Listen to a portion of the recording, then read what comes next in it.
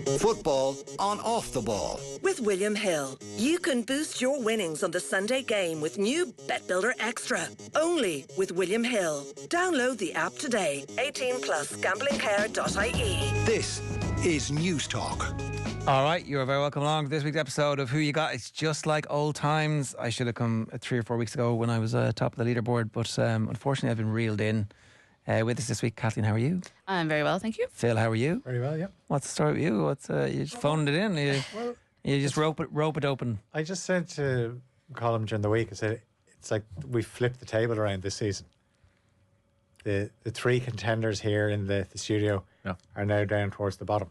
But Colm, how are you? How are you getting on? I'm well, Ger, yourself? Yeah. Are you doing well in this? No, I suppose on paper, no, but colloquially, yes. Yeah. Performances really enjoying it this year. Have been good, but yeah, exactly. Just the results will come for us. Yeah. Just like everyone needs to be a bit patient. Like you saw what we did last year. You saw the success. You've that got we a had. high XG. You saw what we did, lads, and we're just building on a little new style of play, a bit like Padraig Harrington changed his swing after the 3 Masters or 3 majors that he won. He didn't win another major now, but I'm not saying we won't win another league. Real goals are hard to come by. Eventually, yeah. Okay, well, do we want to see the league table or last week? Where are we going to start? We're going to start last week. Okay, Nathan got 5 points. Kathleen had a good week with 4. Mick had 4. Shane, Will, Shane and Will had 4. Owen had 3. John had 3. Phil had 3. Myself and Colm only had 1 last week. I had my worst week of the whole thing. Yeah. Which has taken me from like joint first to third. And how would that make you feel? Very bad. I was loving being in absentia. My ears were burning. Nathan was on 25 points on the league table. Will is second on 21. Myself and Owen have 20. Mick has 19. Shane has 18. John has 16. Kathleen has 16. Colm has 15. And Phil has 13 points. Half the score of Nathan. the only way is up. Yeah, we're very comfortable in this position. Yeah. Don't worry about it. Trust the process. Yeah. Yeah. You're not doing as much explaining as you are most weeks. Normally you have something very philosophical to say that goes on for about 3 minutes as you monologue to yourself about why the season just hasn't been it. He knows I wouldn't indulge that. No, that's not true. I thought if anyone you'd indulge it, but the talking stops, Kathleen. Now we go back onto the pitch. Which game are we going to start? We're going to start with Arsenal versus Liverpool. Okay, it is obviously the big game of the weekend. Liverpool not entirely friendless. Nathan, who's top of the table, obviously sees a breakaway 3-1 win, a title-defining, retrospectively, victory for Liverpool at Arsenal this weekend. 3-1 win. Kathleen, Nathan's not here, but you also have gone for a Liverpool win. Oh. Mm-hmm. 2-1 away from home. Smash and grab or absolutely dominant performance? This is obviously the reverse jinx. I should just alert anybody who's unfamiliar. The Arsenal fan is predicting a Liverpool win. Well, I don't think it's that. It wouldn't be that unusual if Liverpool got a result this weekend, considering Arsenal's form as of late, the disciplinary issues that they're having. The game during the week was just utterly uninspiring to watch, to put it mildly. And it just feels like they're on a downward slump at the moment. And I fear that this is the sort of game that would put, not a nail in the coffin for the season, but it would be a hard one for Arteta to come back around from, to motivate the team again if Liverpool did get that result. Yeah, which makes me think that they're going to fight tooth and claw to make sure it doesn't happen. However, can I just point out that they're the greatest team in the world at the moment when they have 11 players on the pitch, right? They're an unbeatable force of nature. What's going on? That there's like this little thing in all of their heads that they need to get sent off. It's one of the worst disciplinary record starts, whatever it is, I can remember for this Arsenal team. And Arsenal I don't think they're traditionally known as that kind of hot-headed, get yourself sent off every other game sort of side. And I don't think a lot of these players are those sort of players either, yet it's been a defining characteristic of the season so far. I think there's a mad overreaction to this in the same way there was a mad overreaction to Chelsea's bad start of the season. A bunch of stuff happened. It's been highlighted. Everybody says, but actually individually, was Rice a bit unfortunate? He probably was. Most times he doesn't get sent off. Is the last red card given? It's not given in 4 of the matches that weekend. I don't think that it's not them turning into Atletico Madrid circa 2019. I don't think it is, but it is something now that has seeped into not just the consciousness of Arsenal fans and players, but also into the consciousness of the people around them as well. Sorry about that. Someone's on the phone agreeing with me. They're ringing in and they're saying, Ger, give Kathleen a break. She's right. But that would kind of concern me, because I do think, I'm not saying that they're turning into Atletico Madrid, but I do think that whenever a team gets a sort of opinion around them, it can come into the heads of referees and assistants and VAR techs, and all of a sudden those red cards and yellow cards that aren't given in Self-fulfilling. Yeah, in 5 other games are suddenly being given against a particular team. Basically, the world's out to get Arsenal. The conspiracy is real. How about those chemtrails, Phil? No, I think I would agree with what you said. You touched on something there, that Arteta is going to make sure this is a game they don't lose. And that's why I've gone for a draw. Don't think it's going to be a very good game. 1-1 draw. It'll like to be. I think there'll be a nice bit of needle in it. I think the Arsenal home crowd will have a big say in it. It'll be quite a raucous atmosphere, and Liverpool are going to have to dig in, but they will have chances. I think one thing Arsenal obviously have been so good at in the last couple of seasons is set pieces. That's definitely somewhere that they can hurt Liverpool, because Kelleher just hasn't got that presence off his line the way Alisson does. Liverpool conceded a set piece to Arsenal last season at Anfield, but not from a corner. One of the few teams that haven't conceded to Arsenal from a corner. Maybe this changes on Sunday. Okay, so Arsenal are going to score from a corner. Yeah.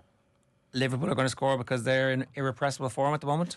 They're not in, like, they're just been very hard to beat. There's a good shape about them when you watch them. I thought, like, people criticised the manner of the win against Chelsea, but I have to say I thought the way they played out the last half an hour was good game management, and it was very comfortable. Maybe previously you would have seen Liverpool teams going for the kill, going for that third goal, and one thing Chelsea have is blistering pace on the counter-attack, so why open yourself up to that? So Liverpool just sat in and played Chelsea quite well, I thought, and just limited their goal chances. I don't even really remember Kelleher having much to do in that last half an hour. What do you think? Believe me, on Sunday we will be flying. These are the words of Mikel Arteta this week, talking about the Liverpool game. They've been a struggle to watch, and they've struggled themselves in all of their games this season. We were talking on breakfast earlier this week with Jonathan Wilson about that, and I think the term we agreed on was kind of premature tension within Arsenal. There were within touching distance of the Premier League title for the first time in 2 decades, the last couple of seasons, but something went awry in both times. The year before last was St James's Park, wasn't it? And the capitulation, springtime. Last year it was Christmas time against Fulham and West Ham. And I think Arteta's just so wary of repeating that again this term. So I think he's on his players from the start. It's probably having a counterproductive reaction to it, in that they're just, they're just about getting by the likes of Southampton when they shouldn't. They should be handily beating them. But I think if you're going to be tense and stressed and worried about every game, this is the game to be concerned about. And I feel that I will trust Arteta's line about they're going to come good this Sunday and have their performance of the campaign so far. And I think it'll be Arne Schlott's first major challenge domestically. So you're going for a 2-1 win for Arsenal? Yeah, a really, really good performance that isn't akin to either side's form table. I'm saying 1-0 to the Arsenal. I kind of agree. I think that they will score, and I think that their need is greater at this stage of the season. And so therefore that's why I think they're going to win. It's very difficult for us to try and come up with a winning bet from this. David Kellner is with us from William Hill to try and negotiate a path for us here to finally some glory. I understand I've been uninvolved so far this season. I just want to distance myself from the shoddy bets that have been placed for charity on a week-by-week basis by the previous incumbents. So maybe, David, we can turn it around. It has been an unmitigated disaster so far as the charity bets are concerned. And obviously there's a difference of opinion in the studio. The betting for this big game on Sunday afternoon is as follows. Arsenal 29-20 to win the game. The draw 5-2. Liverpool in the betting at 15-8. As Kathleen said, maybe the world is against Mikel Arteta and Arsenal. The only time they've dropped points this season is when they've had a player sent off in the match. They've dropped 7 points so far.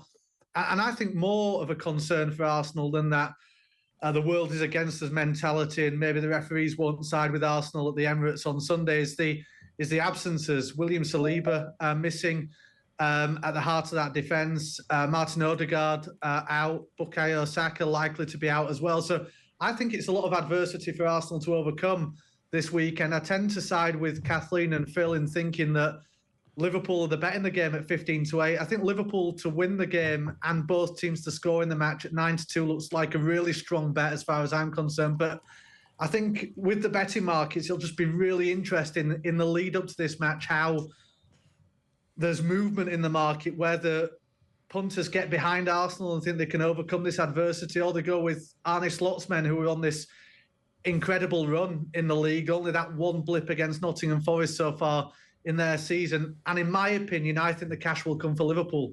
At the end, when we see the teams, is that how that'll work, do you think? Yeah, I think so. I think once we see that team news and you look through it man for man and you think that Arsenal are missing those key players, and I think Odegaard really makes them tick. Obviously, Saliba alongside Gabriel in that heart of the defence, that partnership being disrupted is a big factor here as well. And Saka has that X factor for Arsenal. So I think the likelihood is they're all going to be out on Sunday. And once we see that team news, that's when we get that activity in the hour before kickoff, or 75 minutes now. And I think you'll see a real concerted move towards Liverpool in the market. The Calafiori might be injured as well. So yeah, he came off against Shakhtar. What's that back four going to look like is a fair point. I kind of hadn't factored that in with my... when they're all on the pitch, they look good. I'm changing my mind. Ben White was taken off at half-time. Arteta said it was because he was on a yellow. Right. It wasn't having a good game. Either way, did he move him into centre-back alongside Gabriel? Timber comes in. Kivior is there as well. It's not bad, but Liverpool actually do have a lot of attackers in form who are fully fit at the minute. Yeah, well, obviously Jota is a loss for them because he's a great record against Arsenal, especially at the Emirates. But Núñez scored a cracking goal against Leipzig from 1 yard. Did it look like he was getting given out to for scoring the goal? Was Salah saying, you could have been offside there, what are you doing? He usually is offside, but he wasn't there. And I did see some people saying he took Salah's goal off him. Was that guaranteed to go in? I don't know. I think it probably was by that stage. You have to finish. But if Saka isn't playing, that's obviously the big loss there, because I thought in the first half against Chelsea, Madueke gave Robertson a tough time. Now, he had a good second half, Robertson, but Saka would be the game changer. Martinelli is a good performance in him against Liverpool, but this is when Liverpool can be left 2v2 and he then gets a run at Trent Alexander-Arnold. But Trent Alexander-Arnold's been defending very well lately because the shape is a bit different under Arne Slot. He's a bit more protection. We don't hear that much about it because when he doesn't defend well, we hear all about it, but when he defends well, it kind of seems to go unsaid. But Real Madrid are paying attention and just waiting. They certainly are. January 1st, the news like, we can talk to you today about this contract, which we've miraculously given you exactly what you wanted. Dave, you've, I think, probably talked me into thinking you might be right here. Now, Liverpool away from home, both teams to score. Are we happy with this? Are Liverpool like the only team of the top ones as well that have been successful away from home? They're like the most successful team. They've won all their away games. So Arsenal have lost, City have lost away from home. A regression to the mean, or? Yeah, I think the charity bet this week. I know obviously there's a split decision in the studio. I think it should be Liverpool to win the game and both teams to score in the match, just because I like the price at 9-2, and I think if you take that 9-2 now, it might be shorter come kick-off time at 4:30 on Sunday. All right, you've convinced me. We'll do it. This is you and my reputation on the line here, but we'll get to disappear, and Lee and Owen can pick it up next week if they lose. Dave, good stuff. Thanks a million. We'll take that bet. Yeah, cool. Just a couple of other things just to give you just before I leave you. One bet builder I think looks good as well. This is a bet builder winnings boost match, this game between Arsenal and Liverpool. I like Liverpool to win the game, obviously, for reasons we stated. Kai Havertz to score in the game. He's got 5 in 5 at the Emirates. Really good home form, Kai Havertz. And I think, obviously, he's going to have to step forward with Arsenal's absences this weekend. And Mo Salah to score in the game as well. Salah has just been in absolutely awesome form this season. He's got 5 in his last 7. 18-1 that bet builder, and you can boost it by 25% with William Hill, and you can qualify for impact sub on the game as well. And William Hill's top hacker this weekend has been in rampant form so far this season. It's 4 teams that all won last week. It's Man City, Aston Villa, Brighton and Sunderland all to win. The price might fluctuate as the afternoon progresses, but City as close to a certainty as it's going to get, really. There's no such thing as a certainty, but they're on their longest unbeaten run ever. Manchester City, 31 games unbeaten. Brighton host Wolves. They've been so disappointing in the Premier League so far this season, only with that solitary point. Sunderland on a fantastic run in the Championship. They won midweek against Luton. Oxford without a win. They take on Oxford since mid-September. That William Hill top pack, Man City, Aston Villa, Brighton and Sunderland this weekend. So that looks strong as well, folks. I think that looks a good bet. So a couple of things just to keep an eye on this weekend. And sorry, what price is that, Aka? That's around about 11-2 at the moment, but obviously that can fluctuate. But I think it looks decent. I mean, Brighton are in really solid form as well. So, yeah, I quite like that bet this weekend. All right, Dave, good stuff. Thanks a million. Thanks, all. That's Dave Kellner from William Hill there. Brighton are my last man standing in the internal building one. There's only 5 of us left.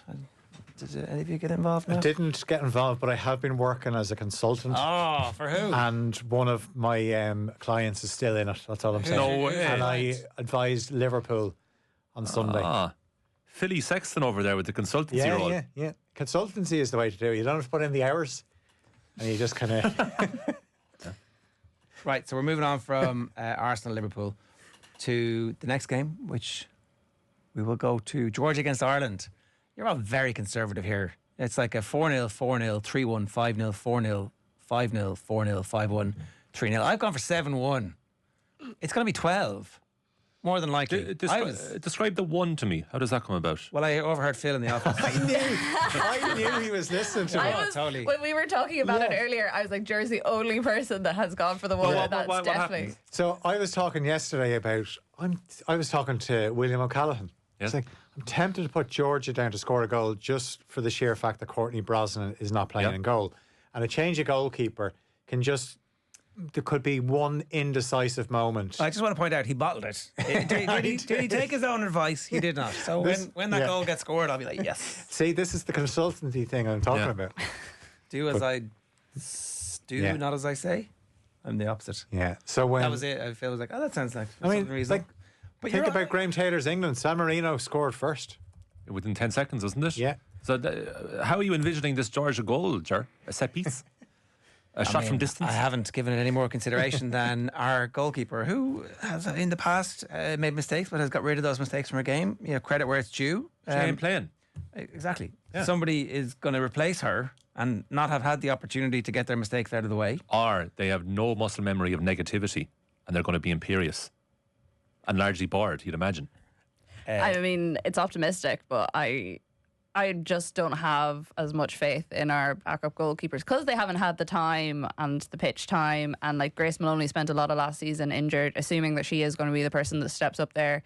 Katie Keane's confidence going to be on the absolute floor after last weekend. And Sophie Whitehouse we've never actually seen. So all that said, you've gone for 0.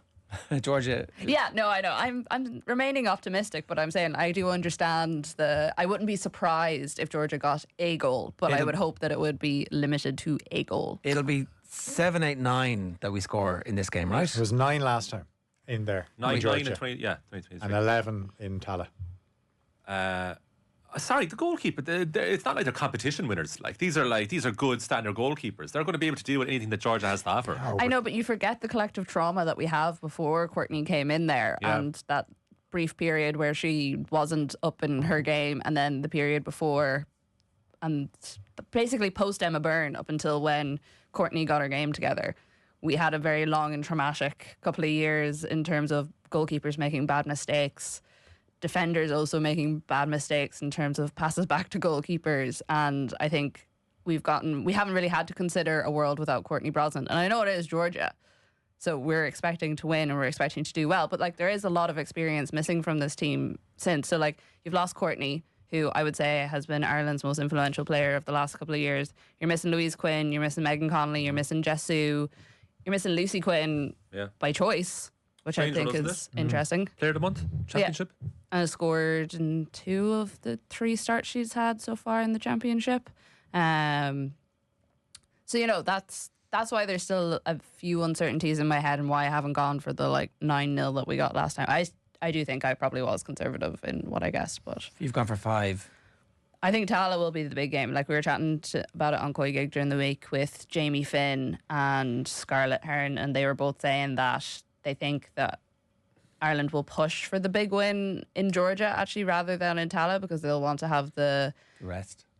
and also the game just put to bed and Well, go to there's Tala. no point in resting. They're trying stuff out for the games in November. Yeah. Really.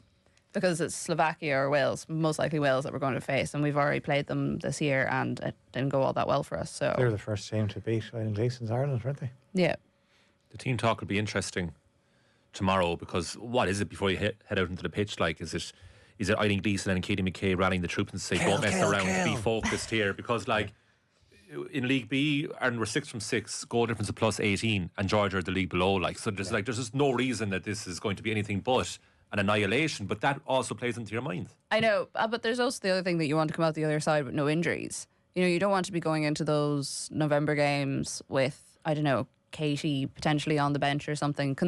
I still think that we are in a much better position than we were when we faced Wales before. And I think on paper and all that, if we have our core 11-ish fit, we should be fine and we should qualify. Did we play Wales with our 3 at the back still, and we've now turned into a 2 up front team? The thing with the Wales game was that they were playing in League A, so they were having the sort of experience that we've had, whereas we were playing teams that we were far better than. So then whenever we went out against them, we just looked really rusty, even though we had been the team that was winning. So the hope would be that because we've had that experience in League A and they've been down in League B, that things will kind of swap. And I know that it's not that natural, and also this game matters in a way that the other one didn't, in that there's You'd have to to assume Switzerland that helps, at the other side. So yeah, it'll be. I'm interested to see if like Eileen Gleeson does try and mix things up a little bit, maybe give some of the younger players a bit of a run out. You do that in the second game when you've won 7-1. Yeah. Well, you're talking about the risk of injuries. So, are you resting the star players tomorrow, or like Ger said, are you playing first leg tomorrow, resting second leg? Yeah, you're still starting your star players tomorrow. But say if it's like the equivalent of the FA Cup at the weekend and we're 6-0 up at half time, I wouldn't be surprised if players started to be whipped off and other players were given a chance of a run out. Well, we asked Sue Ronan that in breakfast this morning, was what do you do if you're 4-0 up inside 20 minutes? Do you keep going and demolish them so it's a recognised score around Europe like they've done it again, or do you actually start experimenting and try different systems ahead of Slovakia or Wales? What did Sue say? I haven't had a chance to listen yet. It was undecided, because that's exactly where they'll find themselves in. What do you do? The temptation is to hammer, but maybe the more medium-term beneficial tactic is to experiment. Key is just get that early goal.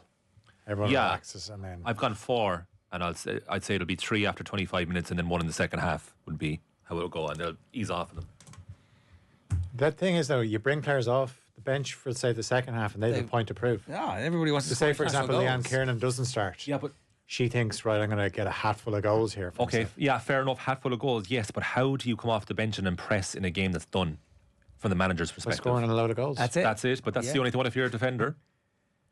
Well, you Score a load of goals. yeah. Well, then, maybe, fair or enough. blame the goalkeeper when you concede the one.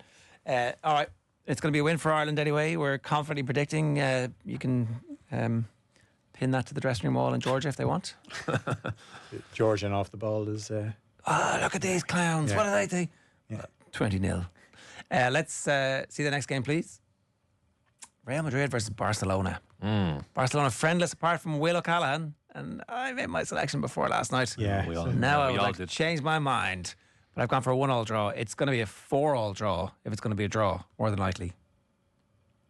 Yeah. No, obviously Real Madrid were brilliant in the second half, but it was the first half they were so bad against Dortmund that you would think if they were like that against a rampant Barcelona. But then you look at how bad Bayern were at the back. I think Real Madrid won't be that bad at the back. But it does make for a very entertaining game. There's no way this should be 0-0. Famous last words. Oh, it's going to be 0-0. And then, but this one, it feels It like should be good, yeah. has a collection of attacking players who are cresting into form, and Mbappe. But Lewandowski's been in sensational form. Rafinha scored a hat-trick last night. There's 8 or 9 La Masia players playing by the end of the game. 8. And I don't know. This should be the highlight of the weekend's sporting activity, right? We're back at that level. Well, it always is, and then that's the thing. I after watching the games during the week, like I don't also know how much you can pay attention to those, because I feel like whenever Real Madrid and Barca come up against each other, it's just a different mentality that both sides go into compared to facing any other European teams. You know, the occasion of the whole thing is so big. The players, the history, the being able to say I won the Clásico, it means so much to them, and I do think it is going to be a bit of a goal fest. I think I went for 2-2, but I think it's the sort of game that Real Madrid can get themselves up for in a way that they probably can't the midweek games. So you've gone for 2-2. Nathan's gone for 2-2. Phil has gone for 2-2. Owen thinks it's going to be a hammering. He's gone for Madrid 3-0. Colm's gone for 3-2. So it is 2-2, and then Mbappe. Yeah, definitely. Yeah, a winner after 2-2 for sure. Penalty, yeah. Will has gone for 3-2 to Barcelona. Mick has gone for 3-2 to Madrid. And I've said a boring 1-1 draw, which I would take back if I could, but I can't. Yeah, but I mean, the temptation with this, with who you got, is that you predict based on what just happened, but that's not, it doesn't happen again. So what? Madrid score 5 this week, Barca score 4. Doesn't mean it's going to continue indefinitely. Like, so they could absolutely cancel each other out. I mean, Carlo Ancelotti is going to be hyper aware of how good Hansi Flick has been so far, and Flick is going to be concerned about Ancelotti's ability to dominate games when they need to. Like, to go 2-0 down against Dortmund at half time, Dortmund could have had a third with Julian Brandt. They could have won the game at 2-2. Bayer has an opportunity, and yet they win 5-2. Like, they just have this. I mentioned muscle memory earlier in a negative capacity. This is the opposite. Like, they have the knowledge and wisdom that they can beat literally anybody they want on any day. But then look at the way the Bears have started the season. They've been fantastic under Flick. It's going to be a cracker. Yeah, no Carvajal. That's one thing I think Barca could work in their favour. So good. I think tickets are still available for it. If you want to go as a non-member, it's €395 to get lower tier tickets at the new Bernabeu. Clásico's good. I would recommend it. It's classy. And also, the Madrid players are a bit pissed off because they feel they're not getting enough credit and respect for what they do. Really? Yeah, because in Spain, it's the label has been against them now that Carlo Ancelotti's side do not have a discernible style of play, and they're kind of just fluking. It's interesting, is it? They're just fluking their results every day or every game, and obviously they're like, well, no, there's loads of work gets put into this, and I think they're going to try and showcase that this weekend against Barca. When it's the big teams, they very much have a style. And what is that style? To dominate. Honestly, everyone just comes together, and they're just far more impressive than in the games where they don't need to be. I was just fully backed them to beat this Barcelona side. All right, should be a good game. 8:00 Saturday evening. The final game that we're talking about this week on Who You Got is West Ham versus Manchester United. West Ham are friendless apart from Nathan, who's top of the table at the moment. He's gone for a 1-1 draw. Julian Lopetegui putting out a team who's capable of not conceding 4 goals. Really? Why has Lopetegui been such a flop? Well, he's taken over a team that has played a certain way, so he's trying to bring in his own style. The West Ham way? Well, I don't know what the West Ham way is, but they're definitely a lot more open than they would have been. Even last week, I thought Spurs had beat them because it wasn't a Moisey team. If it was David Moyes with the players that Lopetegui picked, I could see Moyes have got a more positive result. But funny enough, they were okay in the first half. They were digging in, but they just, that spell where they just got blown away in the space of a few minutes. That would be a worry. That the way they're conceding goals very easy. Obviously, Kudus is gone now. That was just lost the head on a couple of occasions. And it's not a great sign when you have players losing the head like that. No. Like, obviously, again, Atletico Madrid have had many players over the years who have done that, but it was actively encouraged and that was their identity. Lopetegui doesn't seem to be that type of manager who wants his team to be gritty and rolling around and killing the clock. And maybe I'm wrong. Maybe there is an element of dark arts with his sides that we haven't really seen manifest just yet. But that's the sign of something not quite being right. No, something definitely isn't right, and he's a man under pressure. He's definitely in the conversation for that manager that's going to get sacked in the next few weeks. And that's why I couldn't make a case for them to win. I gave them a goal because I just think United will give you chances. You still have quality players there. You still have somebody like Jared Bowen, or Somerville hasn't really worked yet. But the thing is with Lopetegui, it could take a few months to kind of bed in, but it doesn't look like he'd be given the time. It's hard to know. If they keep going the way they're going, Yeah. they're just going to say, well, we don't have a choice here, you're gone. And then they revert back to somebody who's, did they go back to like a British manager? I don't know. Really, it's very difficult. Like they get linked. Moisey come back again. Southgate, Potter, whatever the betting list is rolled out for them as well. I would, if you're them at this stage, you say we're going to give him the dreaded vote of confidence, but actually mean it, and say he's going to be our manager next season. And we understand that this is a difficult period, but everybody needs to come together. And he's a very good manager who has managed at a very high level. And is he suited to the Premier League, though? I don't know. Thing. That's the worry. Maybe he's just not like. Yeah. I mean, look, people said that about Unai Emery after Arsenal, and look what he's done. Maybe it's on a right fit with him. Like, because the concerning thing for West Ham is they were unchanged between the Ipswich and Spurs games, and they were the reverse scorelines. They beat Ipswich 4-1, lost Spurs 4-1, and they only have one player missing, which is Nicholas Fulkrug. There's summer signing from Dortmund. Everyone else is available, and the likes of Soufal and Cresswell, who are very good Premier League full-backs, aren't getting in the team. So on paper, they're very good. That's the most concerning aspect. They have a fairly valued manager who was linked to Bayern in the summer, who reportedly preferred to take on West Ham because he had more control. But it's only 2 wins from 8, and I think they're lucky to get those couple. if they win, they're level on points with Man United. Yeah. For all of the Man United are the only side in all of who you got that are virtually impossible to predict. I think Man United are in the middle of that sweet spot where they go on a run and win a lot of games because it's fixed. Look at Rashford, he's in a good streak again. Yeah. Garnacho is starting games again. This De Ligt lad, he's some player. Although, look what happens when he's not on the pitch. And Manchester United have had a poor record at London Stadium. They lost 2-0 there last Christmas.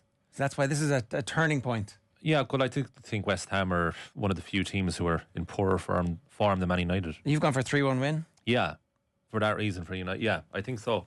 I just think West Ham are going through a really difficult spell, and I didn't see anything in the Spurs' performance that means they get out of it against Man United, who, for all their many, many faults, still have a lot of quality individuals. Especially on the break. If you look at the Son goal last week. Yeah. If you're leaving United with those kind of situations, they're going to score. Whether it's Rashford, Garnacho, look at the goal that Hoyland scored last week. Yeah. I actually do think Man United are beginning to get the bones of players fit who will play together and develop some kind of understanding. That's why I've gone for a 3-1 win. I think they're going to have a run of 5 or 6 games. I think he's definitely going to be the manager at Christmas. I think this next period they're going to win a few games and everybody will be like, oh, actually, we did the right thing. It's that you're looking for evidence as geniuses of your own genius. It's like, oh, we made the right decision keeping him. Look, the noise is quieted, the leaks have stopped. They're not putting pictures up of their 5-a-side victory in training anymore. Yeah, but the problem is that everyone implores the manager to show some consistency. But the nature of a league is you're going to lose a good few games. And the problem that Eric Ten Hag has is that he could win the next 5 matches, but when he loses that 6th game, that's all that people will care about because they've made up their mind about him. I thought they were very good in the second half against Brentford, and they needed it. Obviously 1-0 down at half time, and the Garnacho goal was a great goal. The Hoyland goal, they were 2 quality goals. The worry is still having Casemiro and Eriksen in central midfield, which if you have the ball, that's fine, but without the ball, that's a real worry. Yeah. You don't think West Ham are going to score a clean sheet? One of those rare things. Yeah, I won't lie. This was kind of one of the games where do you ever get caught up looking at all your other results and thinking about them and what you've put for those, and then you kind of do the last one and it's a bit like... We guess sometimes? We don't know the future? I just kind of thought that from the form that Manchester United are in at the moment that, and again, I kind of agree with Colm, they are the hardest ones in the world to predict. They could go into this game and they could win 4-0, or it could be 2-1 to West Ham, and neither of them would be particularly surprising to me. I do think that you are right, though. It does feel like they're going into more of a good vein of form, and I think part of that will be Oh, you laughing? No, I know. Sorry, everyone falls into this trap with United. Everyone is like, no, but it it's looks not- like it's good now. It's not a trap. It's actually, they are cyclical. They're a team who have such fragile confidence that they've really good players in loads of positions. And I'm not saying I think it's going to last. that's the thing. Like they do go on streaks. We've seen that this happen before, and that's what happens when there's no apparatus or architecture around something that's built properly. It's built on sand, and but when it's good, it's actually like there's no doubting that Marcus Rashford is really talented, and when he's at it, he's decent. Garnacho the same. Like, Yeah. but you wouldn't be building your franchise around Garnacho at the moment. Like. I don't know, lads. Like when that streak ends, then everyone jumps back on them again straight away, like as if to completely forget As about is the our first right. 5 games. Yeah, like it's just mad. It's results business, Colm. Yeah, exactly. That's I hate that phrase so much, and that's exactly how people analyse United. But the analysis is that they will go on streaks, and that's not a consistent But when they team. lose the game, all the previous victories, like immediately before that, are completely forgotten about. No, they're not. It's just that now they're in a losing streak. No, it's talked about differently. It's like, this guy doesn't know what he's doing. They have to change it. It's a massive crisis in the club. Look at the state of the stadium. It's leaking. Everything's bad with it. And then they go on like 2 or 3 wins, and then nobody talks about them because it's not entertaining for people. I mean, the stadium leaking is obviously a metaphor, Colin, but it means nothing else. You know, Exactly. That's why people bring it up, because it's tidy. It's a tidy comparison and metaphor. Hey, all right. Do we go one last look at the league table? Nathan on top on 25, Phil on the bottom on 13. This is going to be the week that Phil gets 4 correct and closes that gap to 0. That was my first one this season. The first correct score. The Last week. Liverpool-Chelsea. I was the only one who hadn't got a correct result. Oh. So I don't think I had a correct result before last. Oh, did you not? Did I? Do I have 2 there or 1? Just one. Yeah, no, just 1. I got the WSL last week. yeah, I thought Brighton would beat United. That was the 1-1, wasn't it? Yeah. That's this week's episode of Who You Got. Join us on the same bat channels next week. See you then. Football on Off the Ball. With William Hill, you can boost your winnings on every game with new Bet Builder Extra. Only with William Hill. Download the app today. 18 plus gamblingcare.ie. This is News Talk.